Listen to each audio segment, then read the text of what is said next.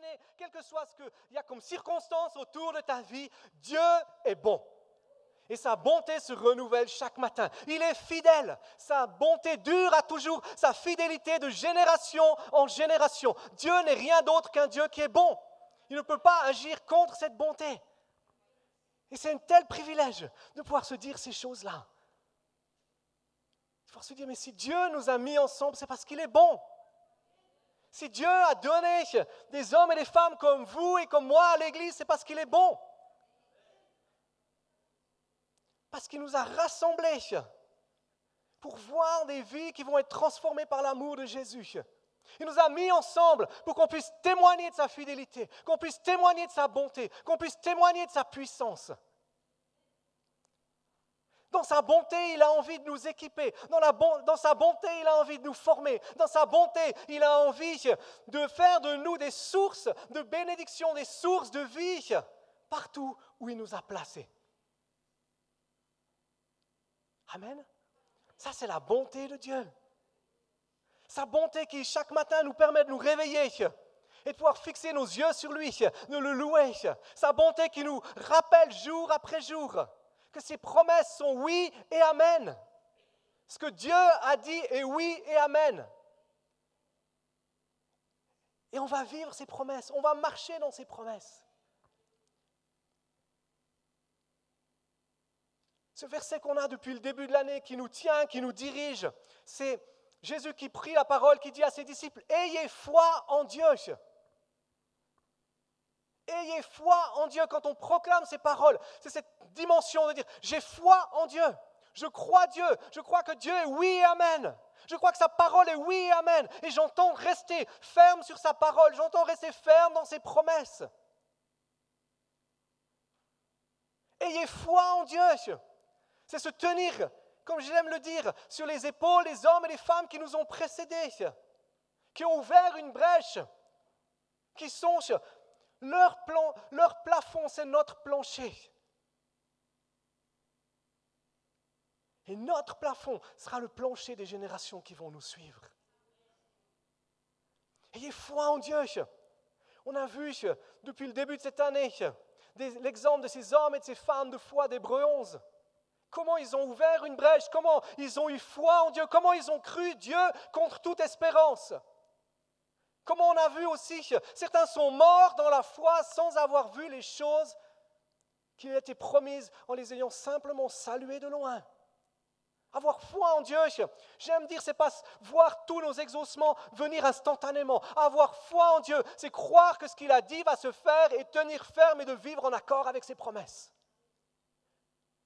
Et c'est ce qu'on veut être, ce peuple qui tient ferme sur ce que Dieu a dit et qui va le voir se réaliser. Même si ça doit prendre du temps, on va le voir se réaliser. Parce qu'il l'a dit, parce que Dieu ne peut pas mentir. La semaine dernière, Pasteur Jean a pris un petit peu d'avance sur les textes. Il a parlé de Rahab, cette femme prostituée. J'ai bien aimé comment il a insisté sur cette réalité. Elle était prostituée. Et comment est-ce qu'elle est un exemple de foi? Comment cette femme de mauvaise vie, cette femme qui était étrangère au peuple d'Israël, est devenue un exemple et un modèle de foi, à tel point qu'elle est la grand-mère de David, et à tel point que non seulement elle est une arrière-grand-mère de David, mais elle est aussi une arrière-arrière-arrière-grand-mère de Jésus. Et je crois que si vous n'avez pas entendu ce message, je vous encourage à retourner sur YouTube. Vous allez voir sur YouTube, vous tapez Centre Vie et Foi et vous pouvez retrouver ce message de la semaine dernière. Et Luc, merci pour le super boulot que tu fais. Chaque fois que je vais sur le truc, j'ai l'impression que tu mets quelque chose de nouveau dans le jingle de début, de démarrage. Est-ce qu'on peut applaudir Luc pour le super travail qu'il fait? Semaine après semaine, il est derrière la caméra, mais non seulement derrière la caméra, mais après, durant la semaine, je sais le travail que ça lui prend de devoir tout brancher, couper, machin, etc. Pour que on puisse les uns et les autres réécouter ces messages, revisionner ces messages, qu'on puisse les envoyer peut-être à d'autres. Et je sais qu'il y a des gens qui sont dans d'autres parties du monde qui le regardent. La semaine dernière, j'ai discuté avec quelqu'un qui est de la famille, à Jonathan qui va prêcher la semaine prochaine, et qui est notre pasteur des jeunes. Et ils sont en Belgique et semaine après semaine, ils regardent les messages. Ils me disaient, le son sur celui-là, il n'était pas très très bon. J'ai dit, je suis désolé. Mais il me dit, mais le message était bon. Rahab, cette femme prostituée.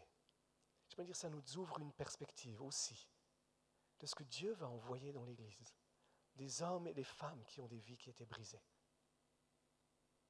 Dans le royaume de Dieu, les vies, on chante ce chant, hein, dans ton royaume, les vies brisées sont restaurées.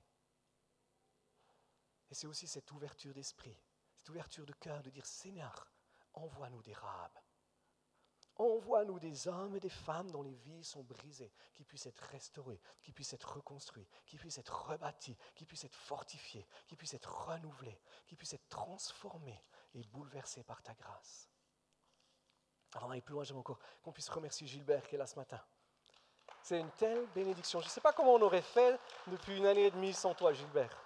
Merci énormément pour ta disponibilité, pour ton amour, pour tout ça. Et Corinne, sa femme, elle est à Thonon ce matin et c'est elle qui prêche, qui lit de la louange. Elle fait tout en fait. Donc c'est vraiment, vraiment une bénédiction. Merci encore. J'aimerais que ce matin on puisse lire dans Hébreux 11 au verset 23, on va parler de Moïse. En fait, on ne va pas parler réellement de Moïse, on va parler des parents de Moïse. Hébreux 11, 23, c'est bon, on l'a ? Il dit, c'est par la foi que Moïse, à sa naissance, fut caché pendant 3 mois par ses parents, parce qu'ils virent que l'enfant était beau et ils ne craignirent point l'ordre du roi. Tu peux le laisser, s'il te plaît. Et le titre de mon message, Thierry, c'est pour toi, c'est par la foi que je vois. Dans la Bible, souvent, Dieu dit, regarde, regarde, ouvre tes yeux. Et vous pouvez retrouver l'histoire de la naissance de Moïse dans les 2 premiers chapitres du livre de l'Exode, si vous voulez lire un petit peu ça. La première chose que j'aimerais dire dans ce passage de l'Exode, et comme dans le passage de l'Exode, comme dans ce texte-là, il n'y a pas de nom. Dans les autres passages, on a parlé de Rahab, on a parlé d'Abraham, on a parlé de Sarah, on a parlé d'Enoch, de Noé, etc. Mais là, il est juste dit les parents de Moïse. On ne sait même pas comment ils s'appellent à ce moment-là. On ne sait pas comment ils s'appellent dans le début du livre de l'Exode. S'il faut attendre une liste de noms pour savoir que son père s'appelait Amram et que sa mère s'appelait Yochebed. Yochebed, ça dépend des traductions. Des inconnus. L'auteur de l'Épître aux Hébreux, comme Moïse au début du livre de l'Exode, ne prend même pas le temps et l'intérêt de mentionner leur nom. Et pourtant, Dieu les a utilisés d'une manière puissante. Dieu a fait d'eux ceux qui ont permis à Moïse de devenir Moïse, d'entrer dans sa destinée. Dieu les a utilisés, ces 2 inconnus, ce couple inconnu, Dieu les a utilisés pour permettre que le libérateur du peuple d'Israël arrive.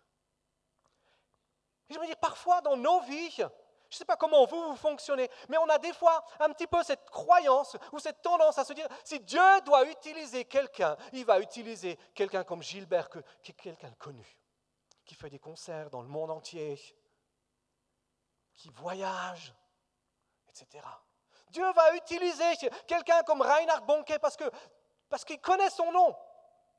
Dieu le connaît bien, il l'utilise beaucoup. Ou on se dit, Dieu va utiliser tel et tel. Et on se pense qu'à des hommes et des femmes connus que Dieu peut utiliser.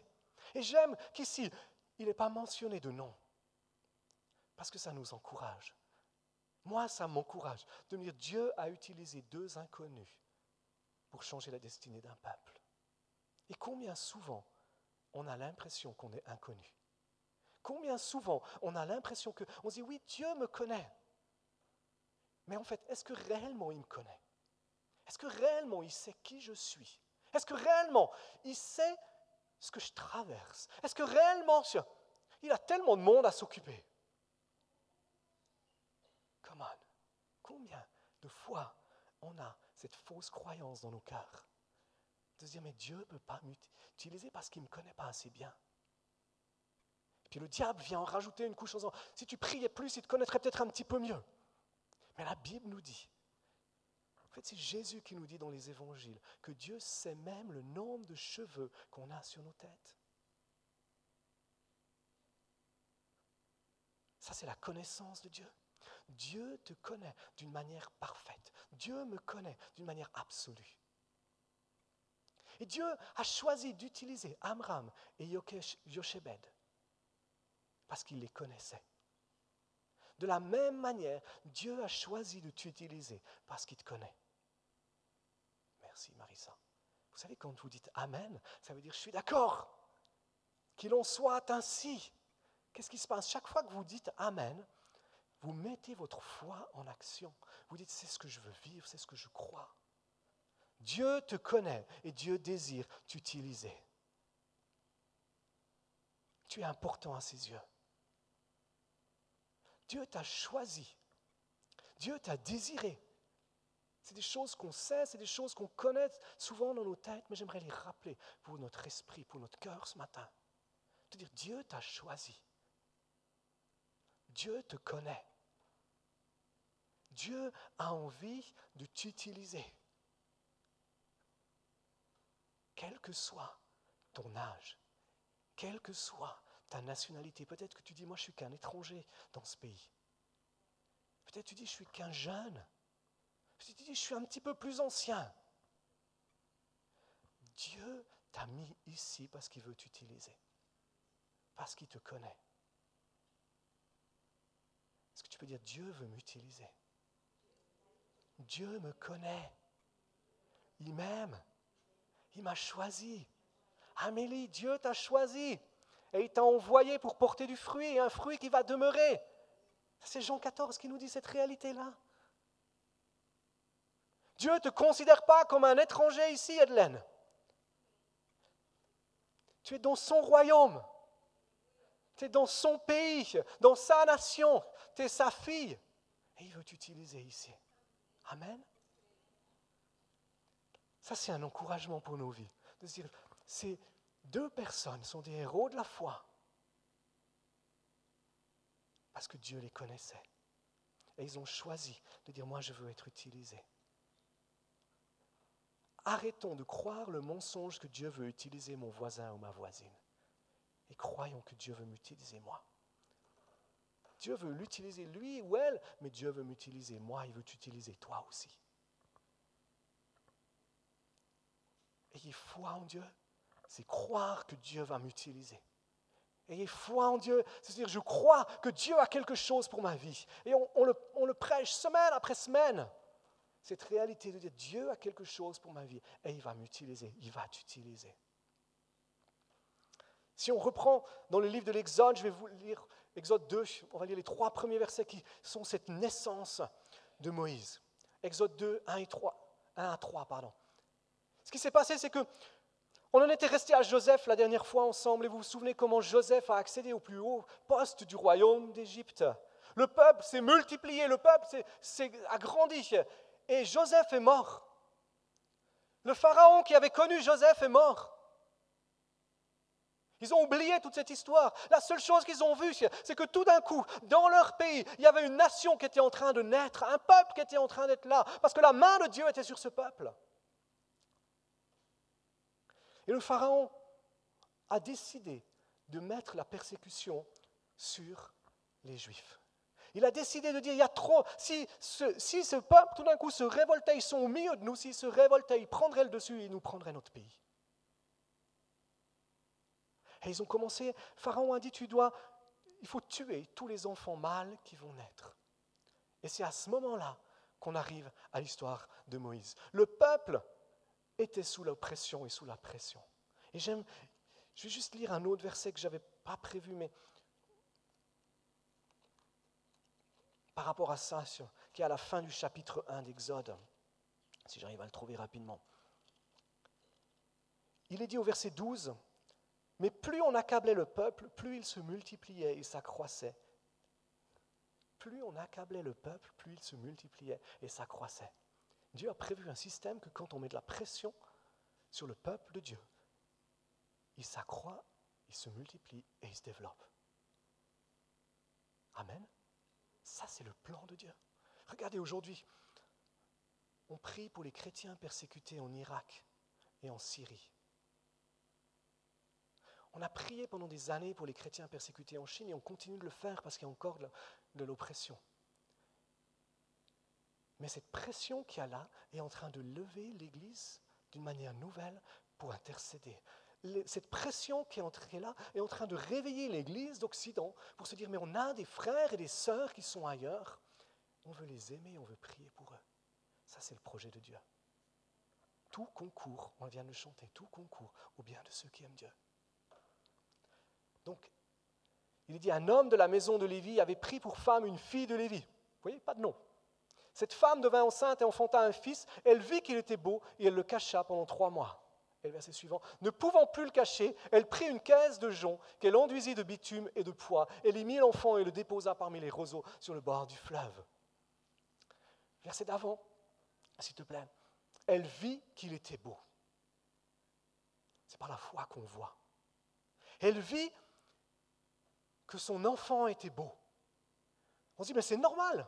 Est-ce que vous avez déjà vu une maman, vous allez voir une maman à l'accouchement qui vous dit, ah, mon enfant, il n'est pas beau. Même s'il est tout fripé, d'accord, vous allez voir un enfant, quand vous allez voir un bébé à la maternité, des fois, il vaut mieux pas prendre vos enfants avec vous. Parce qu'ils arrivent et disent, maman, pourquoi il est tout fripé, il n'est pas beau ce bébé. Mais pour la maman, pour le papa, c'est toujours le plus beau bébé du monde. Même s'il est un petit peu encore fripé, même s'il est un petit peu rouge, même s'il a la tête un petit peu tordue parce que quand il est sorti, ça a été un petit peu difficile. Mais quand il est dit ici, elle vit qu'il était beau, ce n'est pas cette beauté physique. Ce n'est pas parce que c'était le plus beau bébé du monde. Quand elle dit, il vit qu'elle était beau, elle a vu la beauté de l'appel de Dieu sur sa vie. Je suis convaincu que quand elle vit qu'il était beau, elle a eu une révélation de Dieu. Dieu a ouvert son cœur, Dieu a ouvert ses yeux, et elle a vu qu'il y avait quelque chose sur cet enfant, que Dieu avait un projet pour cet enfant, qu'il y avait une destinée particulière qui était là, il y avait une faveur de Dieu qui était là. Sa foi a été activée. Je crois que le choix de sauver son fils n'était pas un choix prémédité. La décision qu'elle a prise de dire « je vais cacher mon fils, je vais le sauver », c'est une décision qu'elle a prise parce qu'elle a eu une révélation de la beauté et de la destinée qui était sur la vie de Moïse. C'est ce que Dieu veut faire avec nous. Dieu veut ouvrir nos yeux pour qu'on voie. Ce peuple, ces parents de Moïse, je crois que comme tout le peuple d'Israël, ils priaient pour qu'un libérateur vienne. Ils priaient pour que quelque chose se passe. Ils priaient parce qu'ils disaient, il faut que Dieu envoie celui qui va nous conduire dans le pays promis. Mais quand ils ont vu Moïse, ils ont vu sous leurs yeux l'exaucement de leur prière. Et parfois, on a tendance à dire, ou j'entends des chrétiens qui ont tendance à dire, quand il y a des épreuves, quand il y a des situations difficiles, quand il y a n'importe quoi, il suffit de prier. Mais il ne suffit pas de prier. Il suffit de regarder. Il suffit de voir où Dieu est en train de travailler, où Dieu est en train d'agir.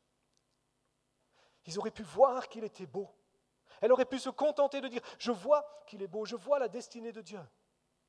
Mais elle a fait un choix. Ce qu'elle a vu a activé sa foi. Et elle a décidé de cacher ce bébé pendant 3 mois. Littéralement, dans Hébreux 11, quand il est dit c'est par la foi que, littéralement, il est dit c'est par un acte de foi.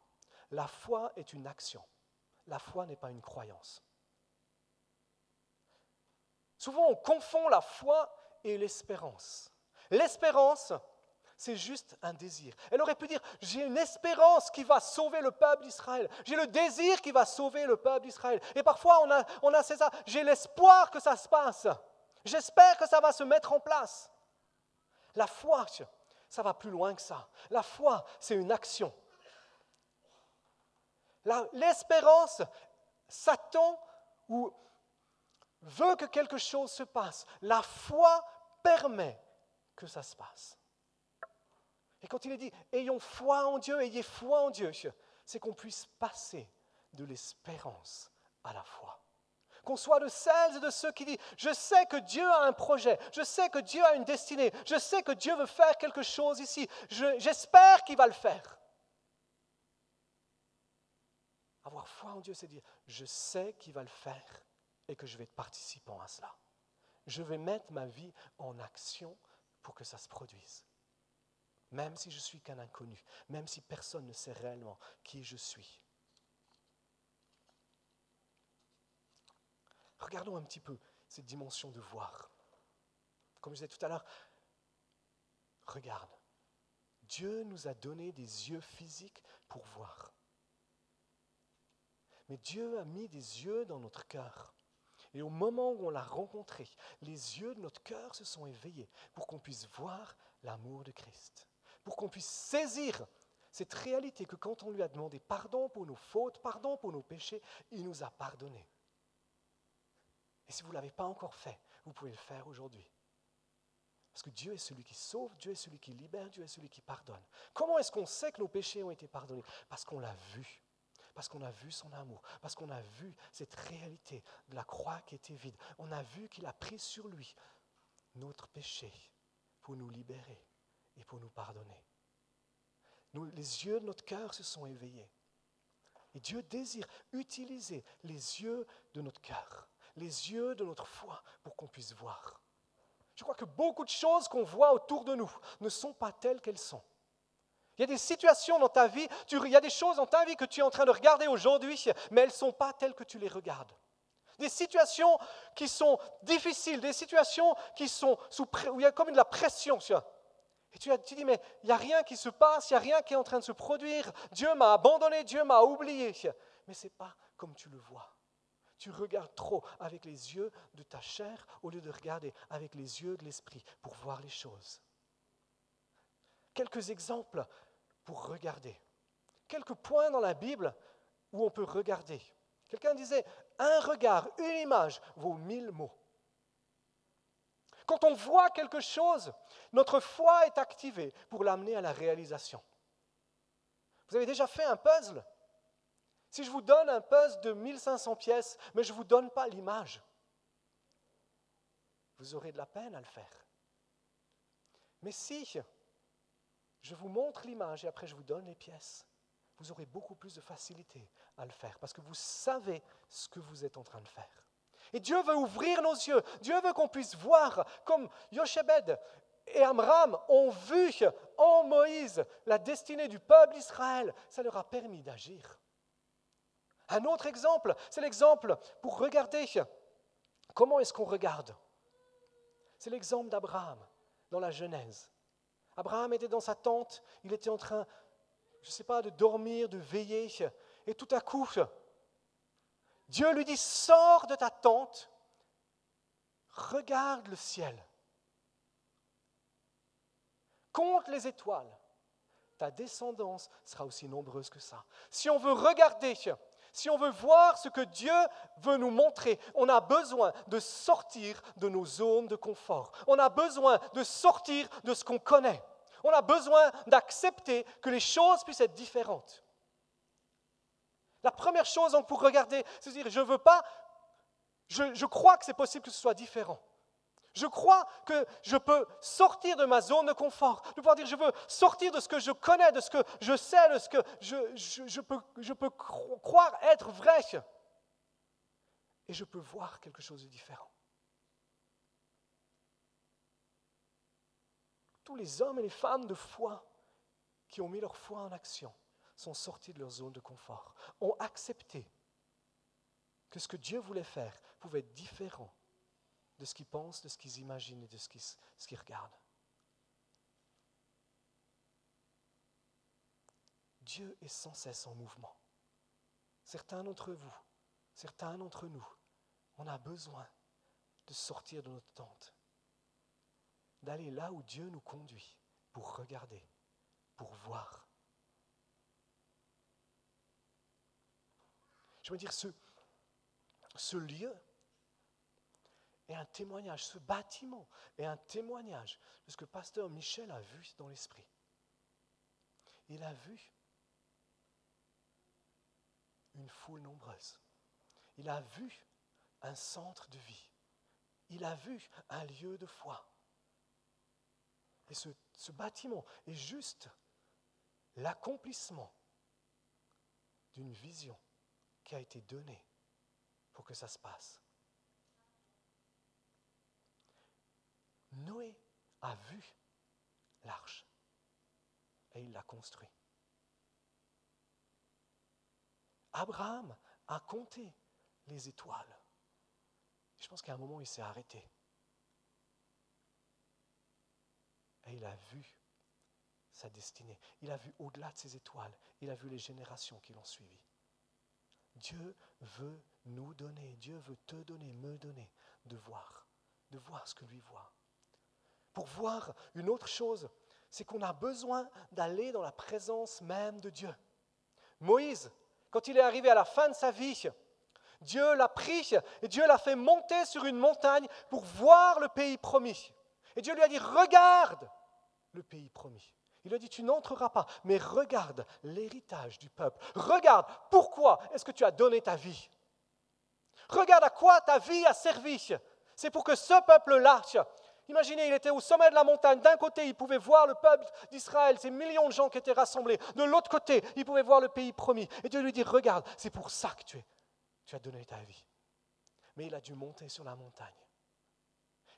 La montagne dans la Bible, un des symboles de la montagne dans la Bible, c'est de monter dans la présence de Dieu. Et si on veut regarder, si on veut voir ce que Dieu voit, on a besoin de monter dans la présence de Dieu. On a besoin d'amener nos vies dans la présence de Dieu. On a besoin de vestir du temps dans la présence de Dieu. On a besoin d'investir notre cœur, pas simplement pour prier, mais pour chercher Dieu, pour crier à Dieu, lui dire, Seigneur, montre-moi ce que toi tu vois. Ouvre les yeux de mon cœur pour que je puisse voir.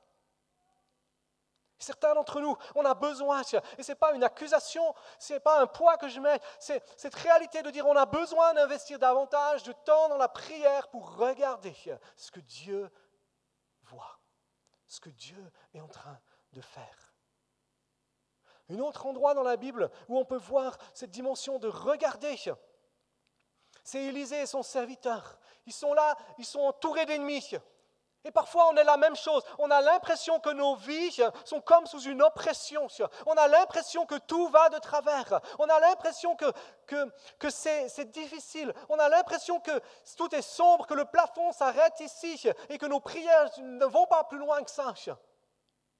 Et l'attitude du serviteur d'Élisée, c'était exactement ça. Il était là en se disant, on va se faire capturer par cette armée nombreuse. Et Élisée lui dit, regarde. Et au moment où il lui dit, regarde, les yeux de ce serviteur s'ouvrent et il voit l'armée de l'Éternel qui est autour et qui entoure cette armée étrangère syrienne. Dieu veut ouvrir nos yeux pour voir que celui qui est en nous est plus grand que celui qui est dans le monde. Dieu veut ouvrir nos yeux pour qu'on puisse voir que les circonstances, les choses qui sont face à nous sont bien plus petites que sa grandeur, sa puissance et sa majesté. Et comment est-ce qu'il ouvre nos yeux pour la victoire? Comment est-ce qu'il ouvre nos yeux de la foi pour marcher dans cette victoire? Je crois qu'une des clés, c'est la louange. C'est la proclamation de la grandeur et de la puissance de Dieu. Dans les temps de louange comme ce matin, Dieu veut ouvrir nos yeux pour qu'on puisse voir qu'il est grand, voir qu'il est élevé, voir qu'il est puissant, voir qu'il est majestueux, voir qu'il est celui qui est au-dessus de tout, voir qu'il a le nom qui est au-dessus de tout nom. Un autre endroit où on peut voir dans la Bible, regarde, c'est Hébreux 12, au verset 2 où il est dit, les yeux fixés sur Jésus qui est l'auteur de la foi. C'est faire le choix de savoir où est-ce que je vais regarder. Qu'est-ce que je vais mettre devant mes yeux? Qu'est-ce que je vais croire? Est-ce que je vais croire la parole de Dieu ou est-ce que je vais croire Dieu? Ou est-ce que je vais croire les choses de ce monde? Qu'est-ce que je vais croire? C'est-à-dire, je veux les yeux fixés sur Jésus. Je veux croire Dieu. Je veux croire sa parole. Je crois qu'il est oui et amen. Quand il dit les yeux fixés sur Jésus, l'apôtre qui a écrit cette lettre parle directement de la croix, de la souffrance de Christ, de ce que Christ a fait à la croix. C'est de garder les yeux fixés sur cette croix. C'est-à-dire cette croix, elle est vide parce qu'il est assis à la droite de Dieu. Parce qu'il règne avec puissance, parce qu'il règne avec gloire, parce qu'il règne avec autorité. Regarde. Où est-ce que je fixe mes yeux? Qu'est-ce que je regarde? Est-ce que je regarde sa grandeur? Un autre endroit où on peut voir regarde dans la Bible, c'est dans Acte 4. Pierre et Jean sont en train de monter au temple. Vous savez que j'aime ce texte. Il y a ce paralysé qui est là, ce mendiant qui est là. Pierre et Jean lui disent, regarde-nous. Regarde-nous. Et après il lui dit, au nom de Jésus, lève-toi et marche. Quand on regarde des hommes et des femmes de foi, on est inspiré pour la foi. Quand on regarde des hommes et des femmes qui sont positifs, on est inspiré pour aller de l'avant. C'est faire le choix de dire aussi, regarde, c'est de s'entourer d'hommes et de femmes qui vont nous booster, d'hommes et de femmes qui sont des hommes et des femmes de foi, qui vont nous tirer vers l'avant. Des hommes et des femmes, quand on regarde les gens dans les yeux, il y a quelque chose qui passe. C'est regarde. La foi nous amène à l'action. De voir au-delà des choses humaines, au-delà des limitations. Notre regard détermine notre direction. Si vous n'en êtes pas convaincu, quand vous rentrez chez vous, vous essayez, quand vous conduisez votre voiture, de regarder à gauche pendant 5 minutes. Allez, pendant 30 secondes. Vous allez voir que votre voiture, automatiquement, elle part. Là où tu regardes, c'est là où tu vas. Ce que tu mets devant tes yeux, c'est ce qui détermine ce que tu vas croire. Si tu remplis ta vie en regardant des stupidités à la télévision, et j'ai rien contre la télévision, je suis le premier à la regarder, mais si c'est la seule chose que je mets devant mes yeux, je vais aller dans ces choses-là. Et la société utilise, connaît ces principes-là, et la société utilise cette puissance de l'image pour former la génération qui nous suit. Pourquoi est-ce que des choses comme l'homosexualité, comme le divorce et toutes ces choses-là sont devenues si naturelles dans notre société? Parce que la télévision les a montrées comme quelque chose de normal petit à petit. Et on s'en est nourri. On l'a accepté. Ce que tu regardes va déterminer là où tu vas. Faire le choix de plonger nos regards dans la parole de Dieu. Faire le choix de dire, je veux regarder ces choses-là. Commençons à voir. C'est un défi pour nous. Commençons à voir ce que Dieu voit. Commençons à voir les possibilités de Dieu. Dans chaque impossibilité, on a le choix de voir une impossibilité ou on a le choix de voir la possibilité de Dieu. Quand tu rentres dans ce bâtiment, j'aime dire, tu as le choix de voir ces chaises qui sont vides ou tu as le choix de voir les hommes et les femmes qui vont les remplir semaine après semaine et plusieurs fois par semaine. C'est un choix, c'est une décision. Est-ce que je veux voir les hommes et les femmes de foi qui vont être envoyés ici ou est-ce que je veux voir simplement le vide? Moi, j'aimerais dire, quand Dieu voit ce lieu, il voit les hommes et les femmes qu'il va envoyer ici. Quand Dieu voit ce lieu, il voyait ta vie venir dans ce lieu avant même que tu sois venu. C'est un choix, c'est une décision. Voir, c'est croire. Si on sait, regardez ce que Dieu dit. Un des passages que j'aime aussi par rapport à cette dimension de regard, c'est dans Jean 4, 35. Jésus dit à ses disciples, ne dites-vous pas qu'il y a encore 4 mois jusqu'à la moisson? Eh bien, je vous le dis, levez les yeux, regardez les champs qui sont blancs pour la moisson. Jésus dit quoi? Jésus dit à ses disciples, les champs sont blancs pour la moisson. Et les temps n'ont pas changé. Les champs sont toujours blancs pour la moisson. Le cœur de l'homme soupire après la révélation de Jésus. Le cœur de l'homme soupire après le fait de rencontrer Jésus, après le fait d'être pardonné de ses péchés, d'être libéré du poids de la culpabilité et du péché pour entrer dans la grâce de Dieu. Le Saint-Esprit attend qu'une seule chose, c'est de convaincre de péché, de jugement et de justice pour révéler la grâce et le pardon qui sont acquis à la croix. Les champs sont blancs. Et quand Jésus dit à ses disciples, regardez, les champs sont blancs. Si vous continuez de lire l'histoire, si vous continuez de lire l'Évangile, vous voyez que partout où Jésus allait, les cœurs des hommes et des femmes étaient touchés. Si vous continuez de lire et vous arrivez dans les actes des apôtres, vous voyez que les champs étaient blanches. C'est des multitudes et des multitudes et des multitudes qui rencontraient Jésus, qui se donnaient à lui, avec même des villes entières, des régions entières qui se sont tournées vers lui d'une manière radicale. Est-ce qu'on veut voir les champs qui sont blancs dans cette région? Est-ce qu'on veut voir les champs qui sont blancs ici, pour nous, aujourd'hui? Est-ce qu'on veut voir les hommes et les femmes qui nous entourent comme étant prêts à rencontrer Jésus? Merci. Merci beaucoup.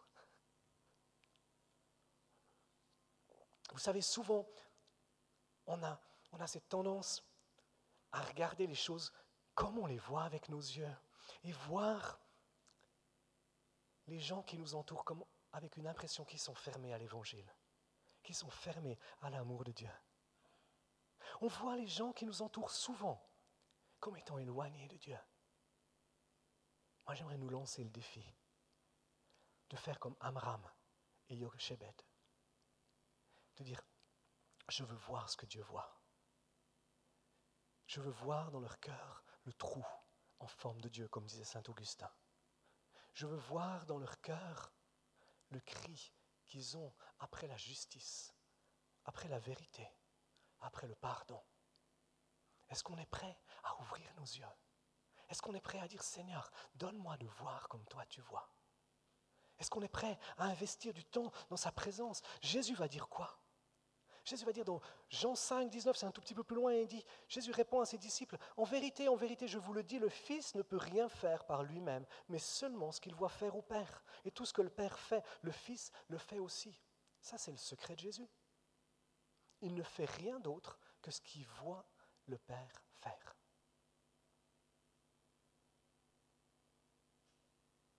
C'est d'investir du temps et de dire, Seigneur, qu'est-ce que tu es en train de faire? Où est-ce que tu es en train d'agir? Montre-moi.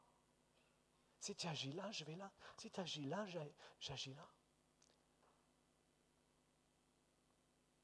Tu es en train de t'évertuer dans une situation, dans une chose en te disant, mais Dieu vient m'aider. Et ce que tu essayes de faire est louable, est bon et Dieu veut le faire. Mais pas maintenant. Il est en train d'agir ailleurs et il veut que tu puisses mettre tes mains ailleurs. Que tu puisses agir ailleurs avec lui. C'est notre défi. Notre défi de mettre notre foi en action. De ne pas simplement voir, mais de dire, je veux agir en fonction de ces choses-là. Jacques 2, 17 dit, il en est ainsi de la foi, si elle n'a pas d'œuvre, elle est morte en elle-même. C'est-à-dire, je veux agir. Je veux agir en accord avec ce que je vois. Je veux agir en fonction de ce que je vois. Je veux mettre mon corps tout entier en accord avec ce que je vois. Qu'est-ce que Dieu t'a montré? Qu'est-ce que Dieu a mis devant tes yeux? Ils ont fait le choix de dire, on a vu que l'enfant est beau, on va le cacher, on va sauver sa vie, on va agir en action. Ils ont vu l'invisible. Les parents de Moïse ont vu l'invisible et ils ont agi en fonction de ça. La foi, vous vous souvenez Hébreux 11.1 ? La foi est l'assurance des choses qu'on espère, la démonstration de celles qu'on ne voit pas. La foi, c'est plonger ses regards dans l'invisible et amener cet invisible à devenir visible ici sur cette terre. La foi sans les œuvres, c'est se contenter de voir l'invisible, de dire je sais ce que Dieu veut faire, mais de ne pas agir en fonction. Et je crois que pour ma vie, et peut-être pour la vôtre aussi, trop souvent, on a tendance à s'arrêter au moment où on sait ce que Dieu veut faire, en espérant que quelqu'un d'autre le fasse, en espérant que quelqu'un d'autre mette sa vie en action. Ils ont fait le choix de dire, on va le cacher. C'est notre responsabilité. C'est nous qui avons vu. Et si j'ai vu, j'agis. Des fois, les gens viennent me voir et disent, pasteur, j'ai vu ça, je crois qu'on doit faire ça. Est-ce que tu peux le faire? Je dis non. Si c'est toi qui as vu, c'est toi qui fais. Non, c'est facile, hein? C'est toi qui vois, c'est toi qui as la foi, c'est toi qui as reçu la révélation, c'est toi qui agis. Je suis d'accord d'être avec toi, je suis d'accord de te soutenir, je suis d'accord de t'encourager. Mais c'est à chacun et chacune de se mettre en action.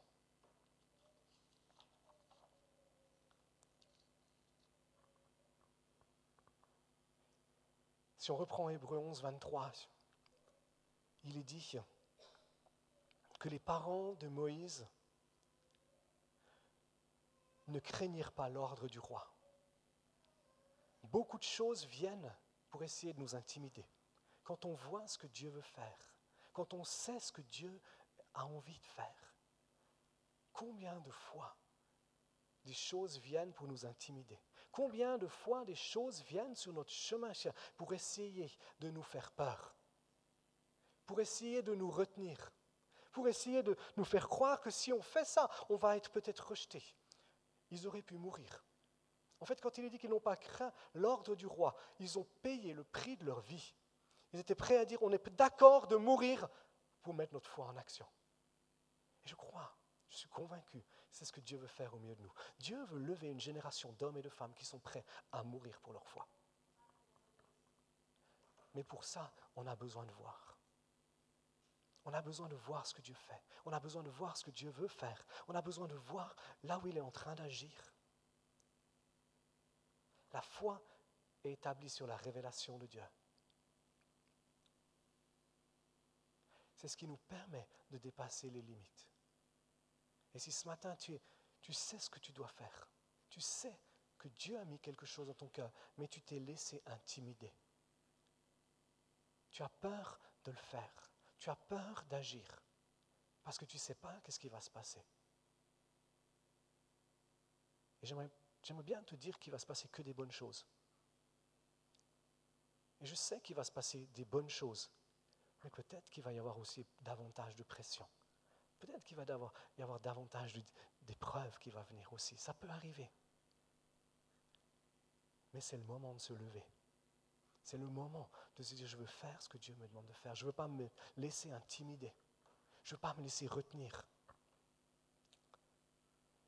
1 Pierre 5, on l'a vu mercredi soir, il est dit que soyez sobres, veillez, votre adversaire, le diable, rôde comme un lion rugissant, cherchant qui dévorer. Résistez-lui, ferme en la foi, sachant que les mêmes souffrances sont imposées à vos frères dans le monde. C'est-à-dire, le diable peut essayer de m'intimider, mais c'est qu'un lion qui rugit. Et il ne peut pas me toucher si je fais ce que Dieu me demande de faire. C'est un choix. C'est un choix de dire, je ne veux pas laisser l'intimidation me retenir. Je ne veux pas laisser ces choses qui viennent contre moi pour me faire croire que je vais être détruit, que je vais mourir. M'arrêter de faire ce que Dieu me demande de faire. Et certains d'entre nous, ce matin, vous avez un choix à faire. Parce que vous vous êtes arrêtés. Peut-être récemment ou peut-être il y a beaucoup plus longtemps. Vous vous êtes laissé arrêter dans ce que Dieu vous a demandé de faire à cause de la peur, à cause de l'intimidation. Et vous avez besoin de vous lever. Vous avez besoin de faire un choix, de dire, ça va arrêter maintenant. Je ne vais pas me laisser arrêter une seconde de plus de faire ce que Dieu me demande de faire. Parce que ce que Dieu a dit, il va le faire. Et je veux être de ceux avec qui il va le faire. Et la dernière chose que j'aimerais dire, il dit que dans l'autre texte d'Exode, on voit qu'ils ont gardé Moïse pendant 3 mois. Parfois, on n'ose pas agir parce qu'on ne sait pas qu'est-ce qui va se passer après. Ils n'avaient aucune idée. Ils se sont dit, on va garder Moïse. On voit ce que Dieu est en train de faire. On voit la destinée de ce gars. On va le garder. Et au bout de 3 mois, ils se sont dit, waouh, c'est plus possible. Qu'est-ce qu'on fait maintenant? Et parfois, on est la même chose. Parfois, on n'ose même pas commencer parce qu'on ne sait pas quelle sera la deuxième étape. Et tant qu'on n'a pas les 5 premières étapes, on n'ose pas commencer. Mais c'est se dire, si Dieu me dit de faire ça, je le fais. Et quand je fais le premier pas, Dieu me dira quel sera le deuxième. Ça, c'est un principe biblique que vous retrouvez tout au long de la Bible. Quand Dieu ouvre la mer Rouge, il ne lui dit pas tout ce qui va se passer. Il lui dit, tu fais comme ça.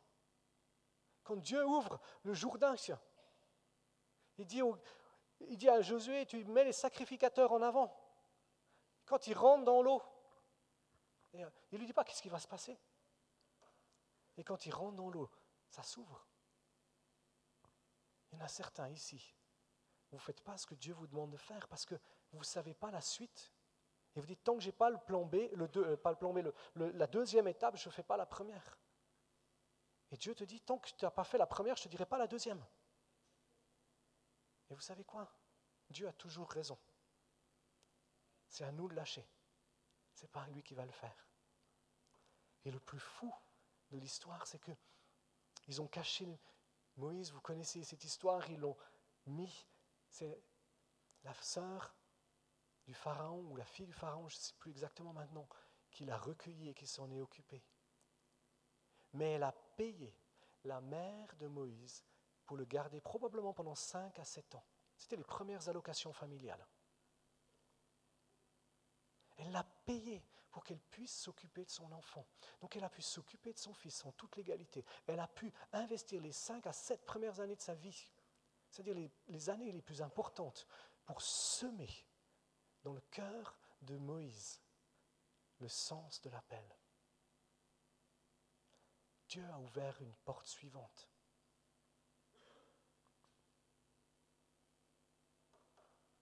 Ce matin, où est-ce qu'on en est? Est-ce qu'on a besoin de pouvoir voir l'invisible? Est-ce qu'on a besoin de pouvoir changer de perspective, de pouvoir sortir de notre zone de confort, d'accepter de regarder différemment? Est-ce qu'on s'est laissé prendre dans l'intimidation? Est-ce qu'on s'est laissé prendre dans la peur ou est-ce qu'on n'ose pas faire ce que Dieu nous demande de faire? Je veux qu'on puisse prier un moment, qu'on puisse placer nos cœurs devant Dieu. Et si tu as besoin d'avoir une révélation, tu es dans une situation où tu as besoin de voir qu'est-ce que Dieu veut que tu voies. Ce que j'aimerais simplement, c'est que comme Abraham a dû sortir de sa tente, que là où tu es, tu puisses te lever comme un signe, de dire je sors de ma zone de confort parce que je veux voir les choses différemment, je veux voir les choses avec la perspective de Dieu. Et tu dis, Seigneur, montre-moi. Si ce matin tu t'es arrêté, tu t'es laissé intimider, tu t'es laissé retenir, tu t'es laissé prendre par la peur, tu dis j'ose pas faire ce que Dieu me demande de faire parce que c'est trop grand. Come on, si c'était trop facile, il ne te demanderait pas de le faire.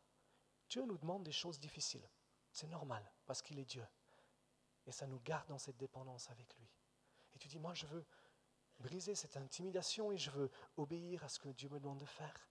De la même manière comme un signe de dire, je rejette ce manteau d'intimidation et de peur. Là où tu es, tu peux te lever.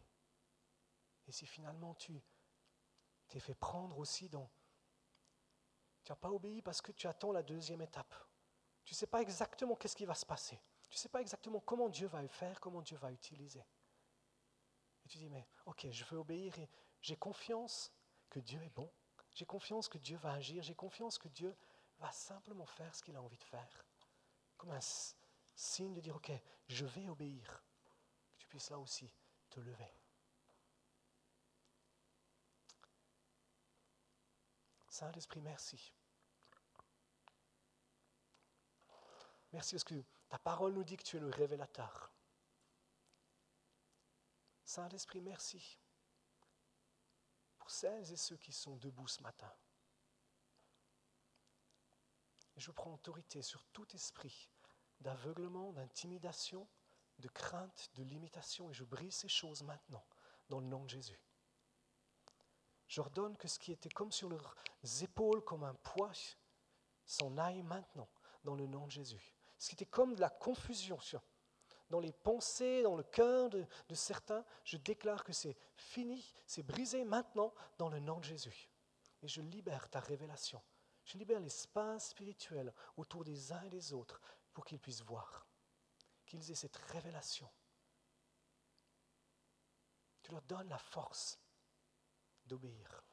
Tu leur donnes l'audace de la foi, de faire ce que tu leur demandes de faire. J'appelle des opportunités aussi à venir sur eux maintenant, dans le nom de Jésus. Des opportunités de ton royaume qui viennent maintenant. Saint-Esprit, merci.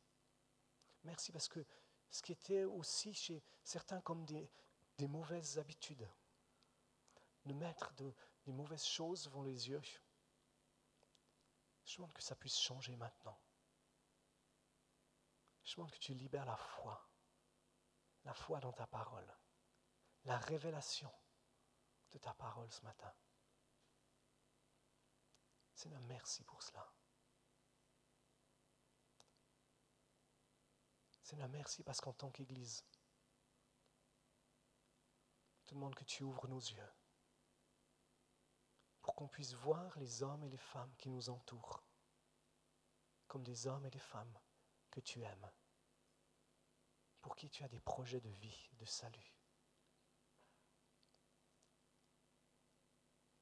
Je demande, Saint-Esprit, que tu ouvres nos yeux pour cela. Que tu nous donnes l'audace de la foi et l'amour pour être des témoins pour eux, des sources de bénédiction.